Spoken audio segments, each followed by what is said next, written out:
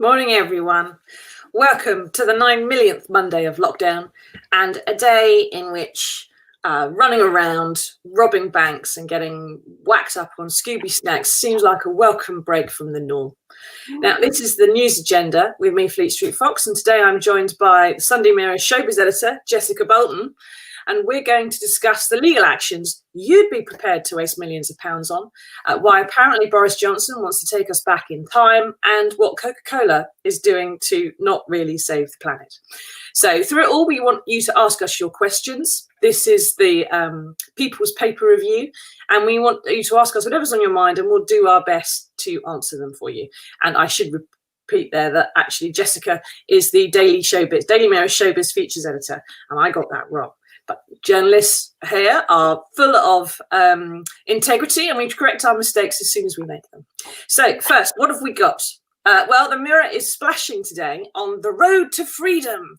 But while that refers to a lockdown exit strategy, it might as well refer to the couple at the top of the page cradling their new baby bump. Now, if you've been under a rock for the past 24 hours, it will be news to you that Harry and Meghan have formally announced they're expecting their second baby. Now, Jess, help me out with this a minute, okay? Imagine you've moved 6,000 miles to escape unwelcome and very unpleasant attention. Imagine you've striven hard to gain your financial independence from a restrictive set of in-laws who obsess about babies and things like this, and that you've spent millions upon millions of pounds on legal cases asserting the privacy of your firstborn child, whose arrival you were markedly reluctant to admit to anybody. Would you, having done all of that, formally announce what was going on behind your or your partner's cervix? Well, naturally, obviously, it's got to be announced straight away. I totally see what you mean. I mean, a lot of people are still querying the fact that in the process of trying to get privacy, Harry and Meghan chose to go to sort of literally paparazzi central in LA. And you could pick a worse place in terms of the celebrity fascination there.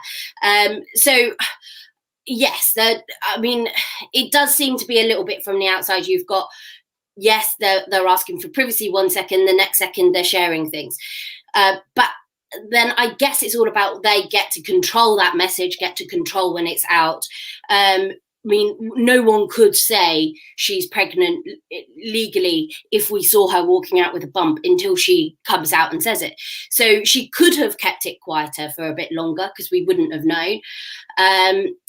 However, I guess it is quite nice that they've done this now. I think it is quite joyful. I think attitudes seem to be changing towards them. I mean, yes, I think there was a lot of hurt when they said what they did and wanted to leave the country. I feel because some of the claims there.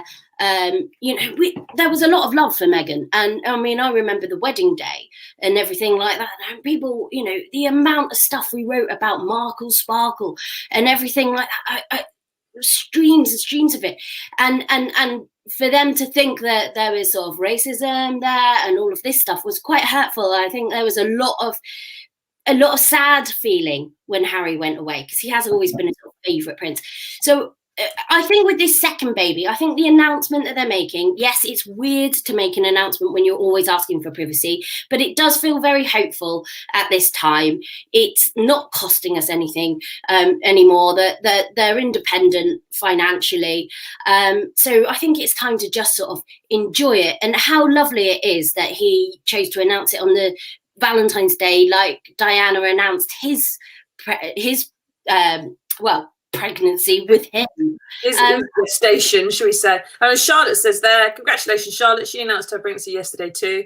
Announcing things when you're a private individual, as Charlotte has, as I have, is quite normal. When I passed my 5-month stage, I put it on my Facebook or my wherever the hell I had at the time for my friends and the people who care about that sort of thing. But I didn't go and put it on the internet or something, to the world, as it were, because it wasn't really anybody else's business. I didn't think anybody else would be much interested.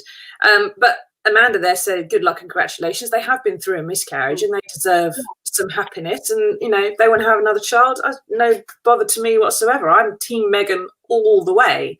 I thought she was a great asset to the royal family, and the Mirror was a lot better than some other newspapers were in terms of how she was treated. But I can't. I cannot understand for the life of me why they've done this quite. Because having done so much to establish that they are private individuals, albeit with a high profile, which they want to use for good works, talking about the miscarriage, there was a value to that. There was a public interest in it. I can understand why they did it. And as Helen says there, why announce it? When they want privacy, keep it under wraps for as long as possible. Now, they're living in a private billionaire's enclave, in a house no one can get to, where anyone, the LA paparazzi who've flown drones over it have been sued out of existence. So they've established quite well that anybody who tries to invade their privacy is going to need many millions of dollars to defend it. Yeah. So that's most media outlets just immediately kind of leaving them alone now. And having done all that, they are effectively any other kind of Los Angeles celebrity, aren't they? But a super celebrity, but a celebrity. Yeah. And any of them, you'll know this as writing about showbiz so much. Any of them, when they become pregnant, they might put it on their Instagram, or they might wait a bit, or you might not know until you see them with a bump and there's some speculation, and then maybe the child is announced. What would have happened if Meghan, with your showbiz kind of PR hat on, from a public relations perspective, had Meghan said nothing now, Harry and Meghan, we shouldn't make it all about her, but if the pair of them had said nothing about this, and at some point her bump had been noticed, or at some point the baby had been born, would that have been worse for them from a public relations point of view, or would it have been better? I mean, obviously, it's totally their choice when they want to announce anything. First of all, because they are still a couple, and it's totally up to them. But from that perspective, then just imagine if we already feel like they've kind of isolated themselves from us, that they're almost. It feels like they're almost sort of ashamed of that sort of side of it, and rejected the kind of sort of public love for them when they moved to LA. There was a lot of hurt from that collectively. So if it was then, oh, look, there's another baby, no one even knew she was pregnant, no one even got to share in that, I think that would make the feeling towards them even more sort of I don't want to say animosity, because I think there's still such a fondness for them. I think it would have been sad. I think people would have been very sad to have been like, right, how badly does Harry think he's been treated by the country and Meghan, that they feel that they need to hide such happy news. And I don't think they would have ever considered doing this, to be honest, because I think they know that the joy that a royal baby announcement brings to the country, and that it does always bring hope. It's a very strange thing, really, because it is just another couple having a baby. But for some reason, it brings that sort of excitement, that hope. People get interested about it. Even people that don't care about them at all are sort of like, oh, Harry and Meghan are having another baby. It's just, I think it would have been terrible if they tried to do it on the quiet and suddenly we had, oh, our baby was born 2 weeks ago. They would have criticism for that as well, wouldn't they? Someone would have said, as you just pointed out, it was the fact that they were trying to keep people at arm's reach, which kind of caused some of the concern, the hurt, the newspaper speculation even. And so if they'd carried on doing that and put a shaky hand up in our face going, no, you can't see this, that would have caused more what's wrong with us kind of thing. It would have been terribly, terribly sad. I mean, as we say, we've all had a soft spot for Harry for a long time. I remember the "Marry Me, Harry" banners that went everywhere during Will's and Kate's wedding. Princes William and Catherine's wedding. But he's been that one. He was so small when his mother passed away that we do kind of feel very protective of Harry. I believe, as a country, even even after the blunders that he's made over the years. So I think if it had been him getting so isolated and almost sort of saying, I don't even want to share this news with the country, I think that would have been very hurtful to people. I think people would have understood, of course, but I think that would have been very hurtful. So I think it's very nice what they've done. I mean, it's lovely. The picture's lovely. They show them, you know, they're looking so in love. And when you hear their podcast that they did, they come across so cute in that they've got this sort of banter off each other. They feel very natural. So maybe this has been a really good thing for them. And if they're happy, you know, they're not taxpayer funded. They're nothing, you know, so let them be. I think the only thing I didn't really like about the picture was Harry's feet. I didn't think that was necessary at all. And it's black and white, but there's a lot of speculation that he perhaps needed to give them a further scrub. Jane says, I'm happy she's pregnant, but not because of who she is or isn't. It's just happy news in general. I think it's wrong people spending time talking about it because they aren't royal anymore. It's a choice they made. And the newspapers today are taking a kind of a split on what to do, because the Mirror's got it just at the top of the front page. The Telegraph has mentioned this link to Diana. And the Star, our sister paper, is just saying some woman has said she's pregnant. Do we care? And there's the dirty feet, mate. Seriously, I know you're not a royal anymore, but put some shoes on.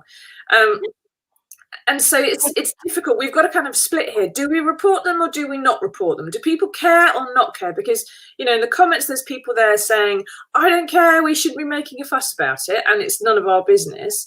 And there are people going, oh, I'm really delighted, because there's this sense of ownership, not just because of Diana and the funeral and that, but because it's the royal family. It's our national soap opera, our national family. And therefore, we have a right to express an opinion, even if that opinion is they shouldn't or should be doing something or other, or if it's fairly bland opinion, it's still, we have a right to go and get in there on the internet about it. And we don't know quite how to treat them now, because they've said quite clearly, this isn't a very nice way to carry on. Please stop treating us like this. As Sue says there, we wonder why they left the UK.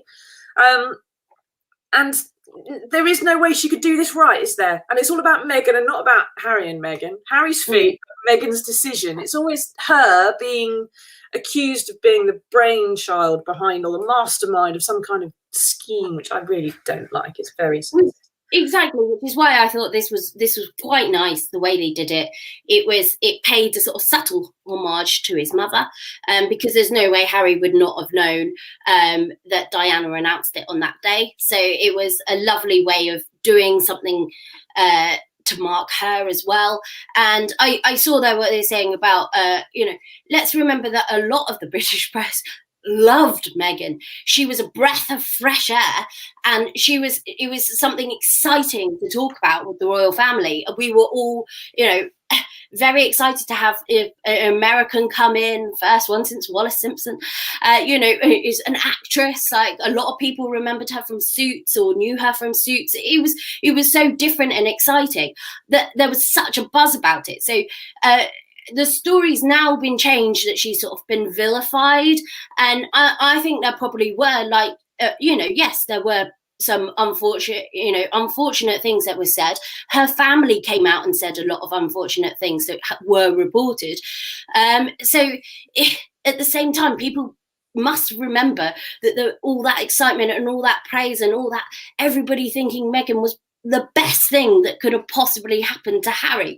And it's very sad that people have now sort of forgotten that part of the narrative and think that it was a kind of orchestrated, let's all have a go at Meghan for no reason type thing. I mean, her own family were the ones that brought a lot of the bad press and the hate towards her. So, I mean, it seems a real shame that there's such a... It's just sad again, and I think this is a time to move forwards now. They've got their deal with Netflix. They're going to be doing all these documentaries and programs and things like that. What they wanted to do, get their point across. Meghan's sort of dipping her toe in the sort of political arena, so I wouldn't be surprised whether we see that more over the next 10 years or so, as in overseas over there. And I think with the baby, it's a great positive thing. Yes, that it's troublesome in terms of, do they want privacy? Do they not want privacy? Does it have to be a whole yes or no? Can it not be like this, where they've got control over what they say? And at the end of the day, because she talked about her miscarriage, the fact that she's coming out and sharing this happy news afterwards also is quite important too, because for all those people that identified with her and what she'd been through, there is a happy resolution perhaps further down the road. Yeah. So I do think the time is now that, it is sad that they're not here. I think they're much better off there because they're doing exciting things. That's, what they're really passionate about. And it just seems a time to be hopeful about it all. But the reason we're talking about it, of course, is let's not forget Harry hasn't lost his place in the succession.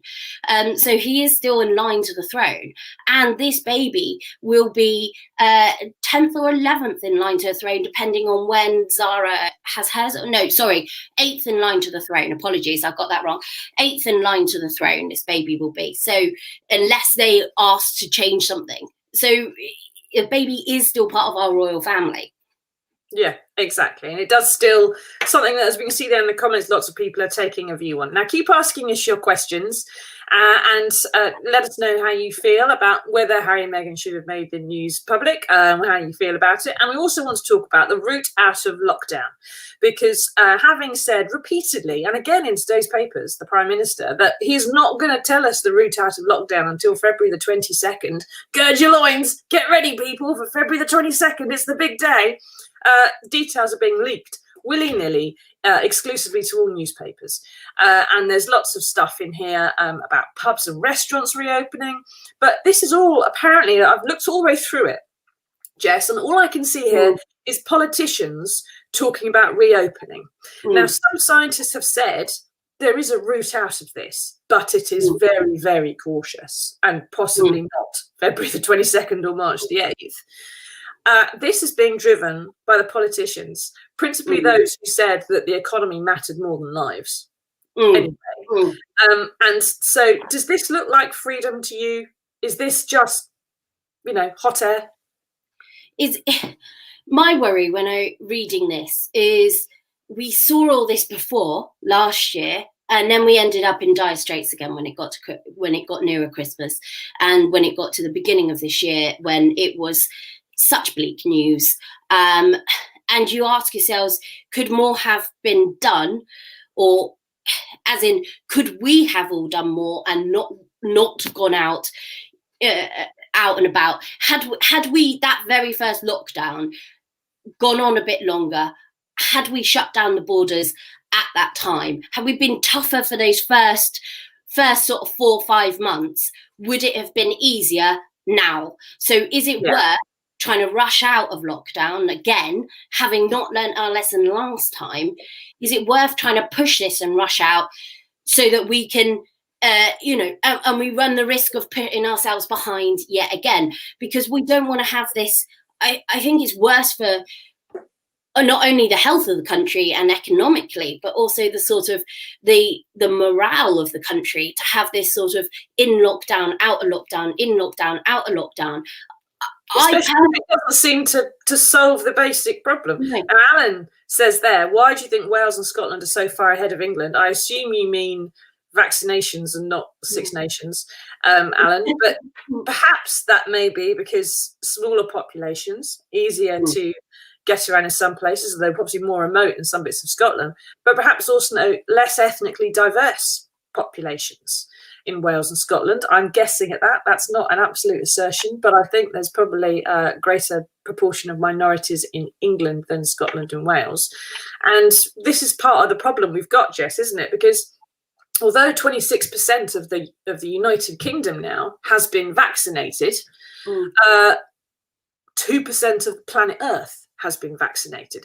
There's 7.5 billion people on the planet, and by the end of this year, perhaps 1 billion of them will have been vaccinated. The EU, America, Australia, New Zealand, whatever, the richest and mostly whitest bits of the world. So unless we vaccinate everybody, and unless we have very strict border controls, which we do not have at the moment, still a year on, then coronavirus is going to circulate amongst the other 6.5 billion people. You can get mutant strains which can come here and get around our virus. And the scientists are warning that next winter, we could be back here again. And if we're already returning to last summer's restrictions and pubs and barmaids with face visors on and so on, this isn't freedom. This isn't the way out. This is the way back in where we were last year. This is going back to exactly the same as what we were last year. And I think on them, like Mike Holden says on there, if Rishi Sunak asks us to eat out to help out again, are people going to go back to the restaurants like last time?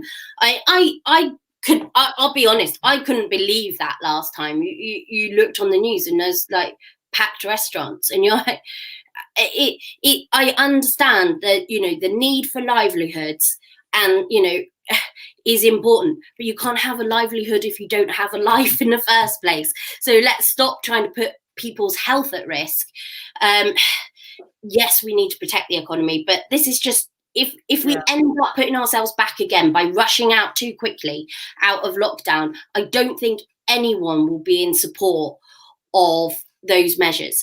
Asking us your questions, everybody. Tell us how you think about the route out of lockdown. We all want to be out of lockdown. Let's be quite clear about that. We're all fed up. I'm fed up of sitting in this room. I want to be in Canary Wharf. I want to go to Pret a Manger. I want to browse shoes, right? And not online, not on a screen. Actually, I can touch them and sniff them and everything else. Not that I'm weird, just, you know, the shoe leather in a shoe shop. But, you know, we can't do it if we don't get it right. And this binary choice which we've been presented with, that it's economy or lives, has been proven, Jess, all around the world to be false, because every country that put lives first has preserved its economy, and every country that said, oh no, the economy is more important, has killed everything, lives and the economy. So if we don't just get that into our dumb heads, in particular the dumb head that's in number 10 Downing Street, we're not going to get out of this. And if next winter's going to be just as bad, I think some of us are going to just be going tonto, aren't we? I think so, because it's got to the stage now where you just think, well, I can't remember the last time I went to, like when you were saying that, I'd love to go around Primark and have a little look. I can't remember the last time we did that. It seems so bizarre now that we were ever able to go to a pub and not even think about it. But what I don't want to do, and what a lot of people won't want to do, is put everything we've sacrificed so far at risk just to say, oh, we can go to the pub on, you know, early May, as they're sort of saying could be one of the potentials routes out of lockdown that they may still can't mingle, still can't go and kiss a stranger, all the other fun things that we do in pub. Well, still frankly terrified when you go out anywhere. You know, you've got that worry. So then you've got the worry of like who's contagious, who's not, and what are we doing that all for? It seems to be that there needs to be a bit more thinking about how we can be safe, like you said, where, you know, we're going to keep fighting this ongoing battle until we finally work out a way that we can all be vaccinated. And yes, it's a huge problem. I mean, how can we do that? I mean, the world... Effective border controls and spending all of £10 billion foreign aid budget next year on vaccinating the rest of the world, but everyone else would follow us. Now, as Laura says there, it's not even a lockdown. People are still going out and finding ways around it because it's going so badly. We're kind of half ignoring the instructions anyway, which Boris Johnson is only belatedly giving us. Now, we're going to try and give you some good news now, something to feel positive to take you through the rest of the day. And here it is.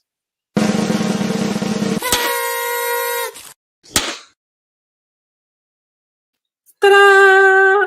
Coca-Cola is developing a paper bottle. Having got the glass bottle option, which is recyclable and everything else, they've decided to go for a more expensive and more difficult option of recycling. But seeing as Coca-Cola does make, Jess, 200,000 plastic bottles a minute, which is all, you know, not all necessarily being recycled, going in the oceans, going in landfill. This has to be a bit of good news to have to eliminate some plastic packaging by 2030, it says there. It's fantastic news, and what a big effort that is, by 2030 to be able to do that with the vast amounts that they produce. I mean, to be fair, they are the biggest company, so of course they're producing the most. But it is an inevitable sign of all of these companies that all need to be doing something and thinking ahead to what we can do to help prevent more damage to the environment. Of course, the question is here that it's still going to be coming from paper. So what does that mean? I think we talked about this before. That's got to come from somewhere. Chop down. Does that mean the orangutans are still missing out? There's a lot more questions. Yes, it's definitely a move in the right direction. And, I don't think anyone will mind swigging from a paper bottle or a plastic bottle, or rather than a plastic bottle, should I say. No one wants to swig from a plastic bottle. I don't think you should drink Coca-Cola, because I think if it can clean a copper penny, it's probably not something you should put in your guts. Now I stand up. I am a bit of a Diet Coke drinker, and I do love my Diet Coke. So I'm looking forward to these paper bottles. So I feel good about that then. Yes, and if Carol says there, if they line it with plastic, which is what they're talking about in that story, they have a thin lining of plastic inside, then it'll be better to have a recyclable bottle, or even the glass ones. Jess. Yeah, you're saying that the glass ones, I mean, people would love them to come back. I mean, they've got that sort of retro quality that everybody loved. And of course, remember, a lot of it will be sold in cans.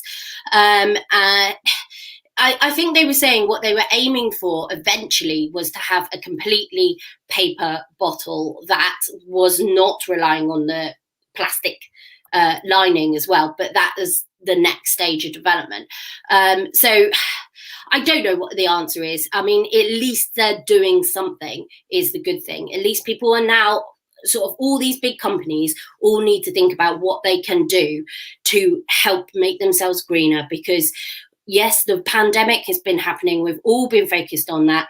What we've got to remember is, we were at crisis point climate-wise before the pandemic, and it's kind of sort of taken a back seat in people's minds because of what we're going through.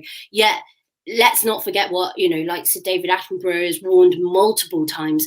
We have literally got minimal years now to turn around climate change before we pass that point of no return. It's a very, very serious issue, and these big companies that have fortunes and they have the wealth now to do this, need to be looking at this issue now. So any kind of big company that steps up and says, we're going to make some changes, congratulations to them, but we do need to keep going. Has that gone far enough? Can they go further?